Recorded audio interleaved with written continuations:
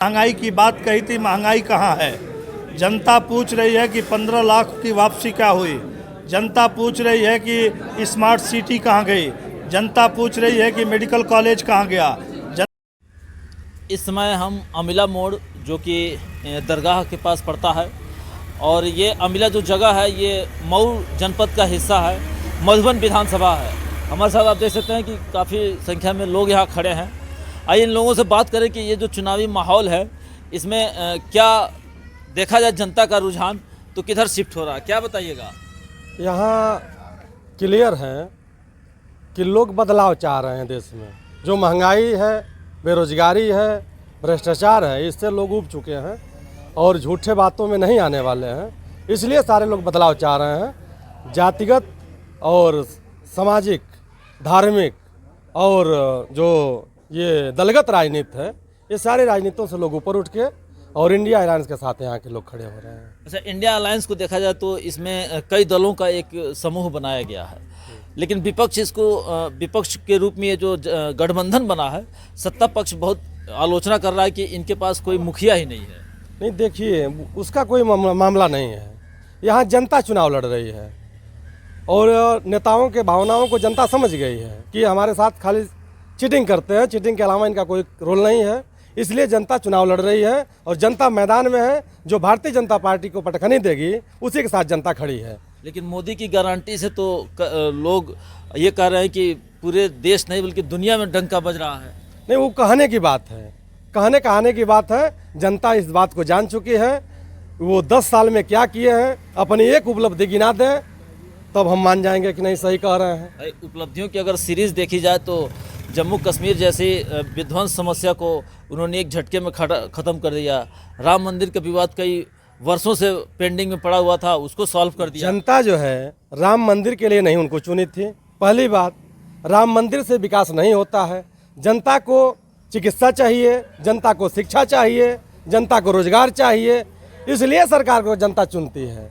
अब जनता ये जान चुकी है कि ये मंदिर का भुलावा देके हमको छलना चाह रहे हैं। जनता उस छलावे में नहीं आने वाली। तो ये जो अभी नारा दिया गया था पिछले लोकसभा चुनाव में कि हर हर मोदी घर घर मोदी, तो क्या वो जो नारा रिपीट नहीं होगा? बिल्कुल फेल है। इस बार जनता मन बना चुकी है, परिवर्तन चाहती है, बदलाव चाहती है देश में। उसको सबको रोजगार की चिंता है। जो 20 साल से और 30 साल के बीच के बच्चे हैं वो रोजगार के लिए तरस रहे हैं और उस एक समय ये आ गया है कि वो बदला लेंगे इनसे। चलिए, और भी हमारे साथ लोग हैं, क्या कहेंगे? जनता बदलाव के मूड में है या? बिल्कुल बिल्कुल जनता बदलाव के मूड में है और इनके झूठे वादों से उब चुकी है।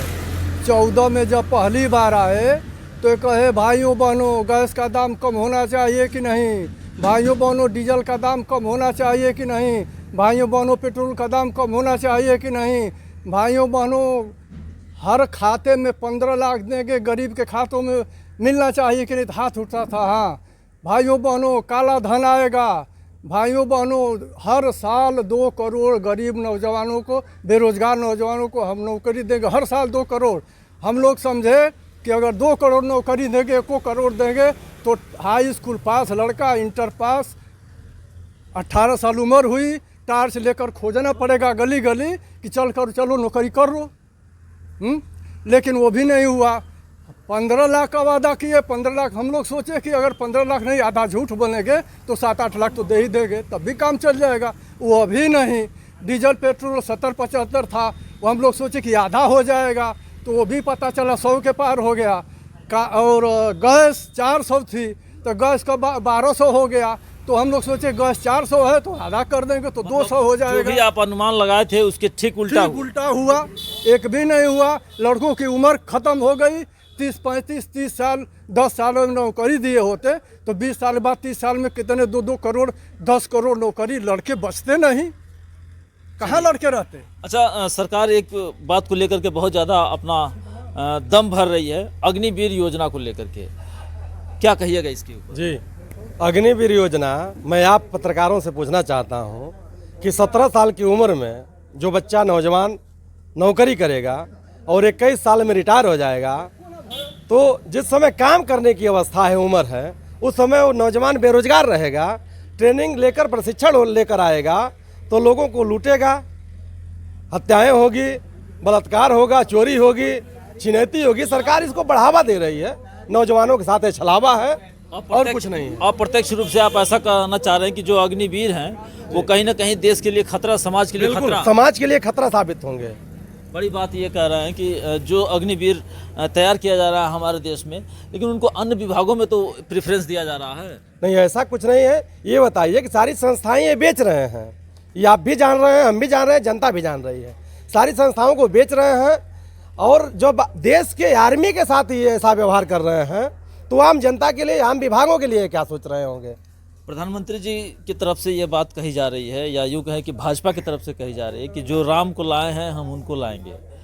इसमें कितनी सत्यता है? भाई राम ने सबको लाया है, तो हम राम को लाएंगे। राम ने सबको घर दिया है, हम उनको घर बनवाएंगे, हैं? तो ये सब छलावा है, ये सब जो है कि जुमलेबाजी है, ये सब बीजेपी झूठा पार्टी है, ठीक ना। क्या बीजेपी झूठा पार्टी है? बहुत बड़ी झूठी है। एक दो उदाहरण बताइए जिससे हमारे दर्शक, हम आप जो देश की जनता है, आवाम है, समझ सके। इतना झूठ बोला है कि उतना झूठ बोलने का जो होता तो उसका एक ट्रम्प संगतिया था, वही था। उसको है इसके ट्रेनिंग लेना हो झूठ की, तो पूरा जो है झूठे बोलता है। 15 लाख नहीं दिया, ये तो सारे लोग जानते हैं ना कितना बड़ा। और इसके जितने दोस्त हैं पैसा यहाँ से इकट्ठा करते हैं और विदेश में चला जाता है। इस बार इसको भी विदेश से जाना है, भाग गया तो ठीक है, नहीं तो इसको पूरा समय जेले में रहना है। इसका कुछ मतलब नहीं रह गया है। रिपीट नहीं करेंगे क्या? अरे कहाँ रिपीट करेंगे, रिपीट क्या करेंगे। अब इनकी हालत खराब है, देख रहे हैं ना कि सारे लोग उतर रहे हैं यूपी में, कोई उन से बात करने लायक नहीं है। बनारस से प्रधानमंत्री ने अपना नामांकन दोबारा नहीं बल्कि तिबारा किया है।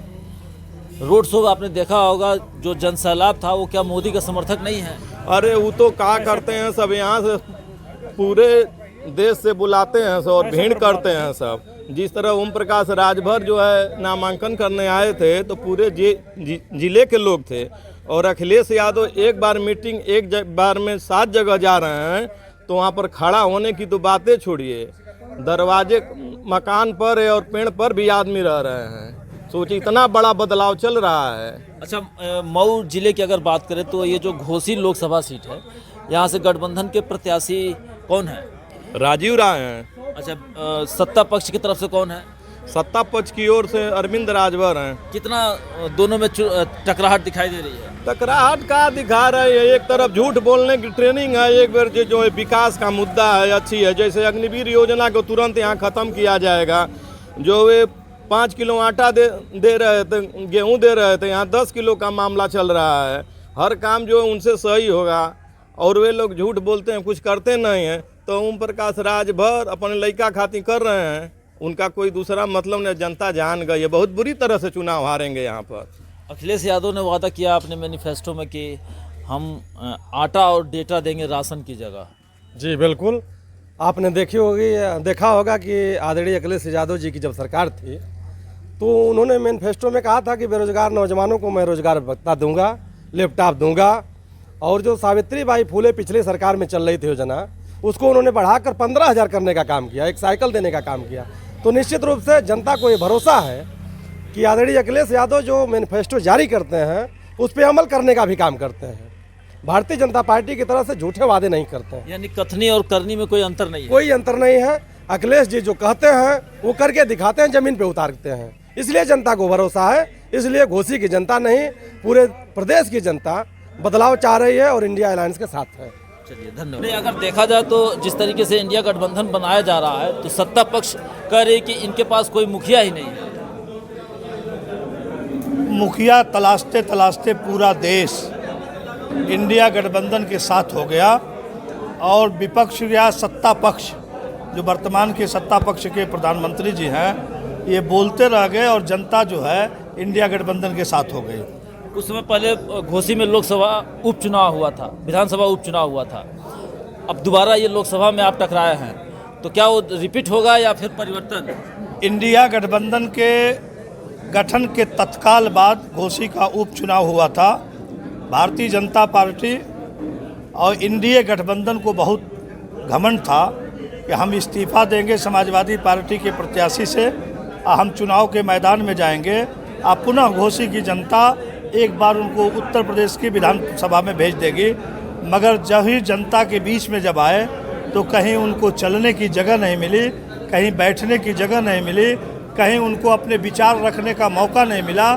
जनता सड़क पे उतर गई और एक तरफ से समाजवादी पार्टी के प्रत्याशी सुधाकर सिंह के साथ खड़ी हो गई, आदरणीय अखिलेश यादव जी के नेतृत्व में खड़ी हो गई। आदरणीय शिवपाल यादव जी ने यहाँ का नेतृत्व किया और हम लोगों ने 40-45 हज़ार मतों से चुनाव जीतने का काम किया था। तो अभी जो वर्तमान दशा और दिशा है, तो अगर देखा जाए तो ये बताया जा रहा है कि सत्ता पक्ष ने इतने काम कर दिए हैं, धारा 370 को समाप्त करा दिया, राम मंदिर बनवा दिया, लोगों को 80 करोड़ राशन मुफ्त में मिल रहा है, 80 करोड़ जनसंख्या लाभान्वित हो रही है, इसका कितना दबाव पड़ेगा? जनता पूछ रही है कि बेरोजगारी कहाँ गई, जनता पूछ रही है कि 2 करोड़ नौकरी कहाँ गई, जनता पूछ रही कि जनता पूछ रही है कि हमारे बच्चों को रोजगार कब मिलेगा, जनता पूछ रही है कि अग्निवीर की नौकरी 18 साल का नौजवान फार्म जमा करेगा और 21 साल के में वापस आ जाएगा। जनता पूछ रही है कि 75 साल का व्यक्ति दोबारा चौथी बार मुख्यमंत्री और भारत का प्रधानमंत्री बनने का अवसर तलाश कर रहा है, और नौजवान जो सड़कों पे पसीना बहाता है वह 18 साल के बाद 21 साल में वापस आ जाएगा।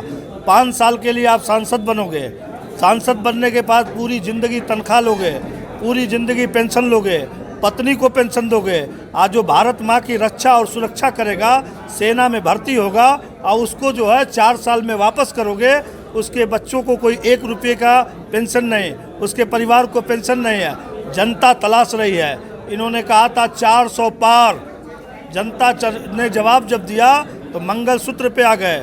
मंगलसूत्र पे लोगों ने कहा कि आपको मंगलसूत्र की चिंता कैसे, फिर मंगलसूत्र वापस हो गए, फिर मंगलसूत्र से वापस आके फिर पुराने अंदाज में आ गए, भारत और पाकिस्तान पे आ गए। जनता इस समय कुछ नहीं तलाश रही है, बेरोजगारी का जगह पर रोजगार खोज रही है, गैस सिलेंडर के बढ़े हुए दाम को पुराना खोज रही है, पेट्रोल डीजल का दाम पुराना खोज रही है। यही जनता तलाश रही है। आज जनता झूम कर जात बिरादरी धर्म मजहब सबका नाता टूट गया और जनता इंडिया गठबंधन के साथ खड़ी हो गई और भारत के संविधान की रक्षा के लिए, भारत के संविधान को बचाने के लिए अखिलेश यादव के पीडीए के साथ खड़ी हो गई। चलिए, ये रहा हमारे साथ अल्ताफ अंसारी जी, जिन्होंने बड़े बबाकी से अपनी बात रखी है। सर, अगर देखा जाए तो वर्तमान समय में एक जो मुख्य बात है कि राम मंदिर के नाम पे फिर से वोट मांगा जा रहा है, तो कितना भाजपा इसमें सफल नज़र होती आ रही है? ऐसा है कि राम मंदिर का मुद्दा जो है अब गौण हो गया है। जनता अब राम मंदिर के चक्कर में नहीं पड़ने वाली है। जब इन भारतीय जनता पार्टी के लोगों को पता चला कि नहीं, भारतीय जनता पार्टी मंदिर के मुद्दे को उछाल करके वोट को डाइवर्ट करना चाहती है और उससे मन हटा ली है, तो अब जो है दूसरा मुद्दा खोज लाए कहीं। और हमारे यहाँ मऊ जनपद की जनता तो भारतीय जनता पार्टी को इसलिए नहीं पसंद करती है कि हाँ, हमेशा ये लोग चुनाव थोपने का काम करते हैं। फागू चौहान जी यहाँ से जीते चुनाव, राज्यपाल बना दिए, जगह खाली हो गई, फिर चुनाव कराना पड़ा। यूँ ही दारा सिंह चौहान आए, चुनाव जीते, त्यागपत्र दे दिया, फिर चुनाव में झोंके हमारे जनपद को, जिसको हम लोगों ने फतह करने का काम किया। पूरी इनकी कैबिनेट, पूरी भारत सरकार और उत्तर प्रदेश सरकार सब लगी। सारे लोग यहाँ उलट गए थे चुनाव में, सारे लोग धराशायी थे। इनके मंत्री विधायक कहीं गांव में वोट नहीं मांग पा रहे थे। और सही बात तो यह है कि हम आज के डेट में जो हमारे प्रत्याशी हैं माननीय राजू राय जी, वो सादा कोरा कागज हैं, कहीं दाग उनके ऊपर है ही नहीं है। जहाँ से चाहे वहाँ से आप उनकी जीवनी उठा के लिख सकते हैं। क्योंकि जब कोरोना काल था उस समय लोगों के बीच में जाके लोगों को दवाई और सेंट्रलाइजर बंटवाने का काम कर रहे थे, बीमार लोगों को गैस सिलेंडर बंटवाने का काम कर रहे थे, यहाँ तक कि दवाई और राशन बंटवाने का काम कर रहे थे। जहाँ लोग डरते थे उस समय हमारे प्रत्याशी गरीबों के साथ, किसानों के साथ, मजदूरों के साथ खड़ा था, इसलिए जनता उनको पसंद कर रही है। अच्छा, बसपा इस समय चुनाव में पूरी तरीके से अकेले लड़ रही है, गठबंधन के साथ नहीं है, तो क्या ये वोट डाइवर्जन जो होगा वो किसके पक्ष में जाएगा? ऐसा है कि आज हम लोग दलित बस्तियों में भी जा रहे हैं। दलित समाज के जो साथी हैं, जो हम लोगों के पुराने साथी हैं, आज वो कह रहे हैं कि हम लोगों को भारत का जो संविधान है, जिस संविधान की ताकत के बदौलत हमको बढ़िया खाना बढ़िया कपड़ा पहनने का अधिकार मिला है, वोट डालने का अधिकार मिला है, कहीं ना कहीं छोटी मोटी नौकरियों में जाने का जो अधिकार मिला है, आज उस पर खतरा है। वो लोग भी हमारे साथ खड़ा हैं, वो भी हम संविधान को बचाने के लिए आज हमारे प्रत्याशी को साइकिल के निशान पर वोट देने जा रहे हैं। चलिए धन्यवाद। ये रहे हमारे साथ एक कद्दावर नेता, वरिष्ठ नेता, जिन्होंने अपनी बात बड़ी तत्परता से रखी है। निश्चित तौर पर इंडिया गठबंधन की मजबूती का एहसास तभी हो पाएगा जब वह यहाँ पे होने वाले 1 जून को जी 1 मिनट यहाँ पे 1 जून को होने वाले चुनाव में अपने मतदान के द्वारा कहीं ना कहीं परिवर्तन के समर्थन में खड़ा होगा। धन्यवाद।